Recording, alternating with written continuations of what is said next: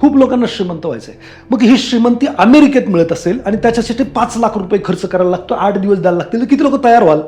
तुम्हाला असं वाटतं की श्रीमंती भेटणारच आहे तर अमेरिकाच काय, कुठेही लोक जायला तयार होतील, किती पण पैसे खर्च करायला तयार होतील, महिनाभर काढायला पण तयार होतील.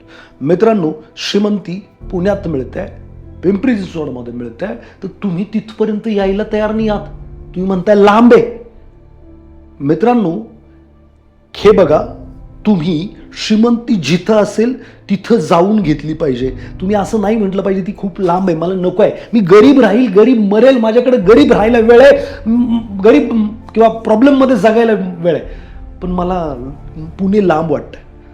मित्रांनो, कुठेही राहत असाल महाराष्ट्राच्या कानाकोपऱ्यात, मराठी म्हणून सांगतो, आयुष्यात हे ज्ञान लवकरात लवकर घ्या, कारण कंपाऊंडिंग हे जेवढा लवकर सुरू होईल तेवढा लवकर तुमच्या आयुष्यात करोडो रुपये असतील. तर नक्कीच तुम्ही यालच.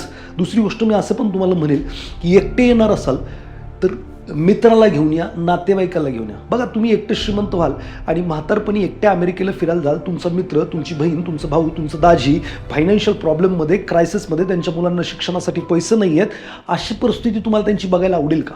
आणि जर आवडणार नसेल तर त्यांना पण बरोबर घ्या. एकमेका सहाय्य करू अवघे धरू सुपंत आपल्याला कोणीतरी सांगितलेलं आहे, तर त्याचा प्रत्यय तुम्ही द्या. तुमच्या मित्र नातेवाईकाला पण घेऊन या. आम्ही आहे ना असं म्हणतोय की आओ इन्व्हेस्ट करो, अपना फ्युचर बेस्ट करू. आम्ही फक्त तुमच्या आयुष्यामध्ये कशी महाराष्ट्रातल्या प्रत्येक भावा बहिणीच्या आयुष्यामध्ये फायनान्शियल स्टेबिलिटी येऊ शकते याच्यासाठी प्रयत्न करत आहोत.